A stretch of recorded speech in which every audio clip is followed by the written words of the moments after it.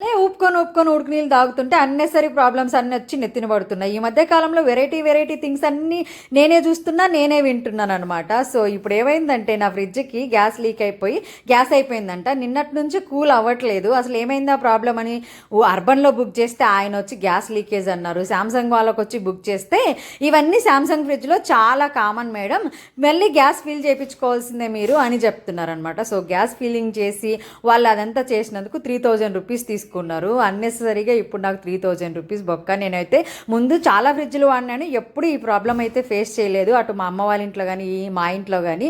But ఏం చేద్దాం, నాకు ఈ ప్రాబ్లం వచ్చి ఫేస్ చేసినప్పుడు మనీ బొక్క అయినప్పుడే చాలా బాధ అనిపిస్తుంది.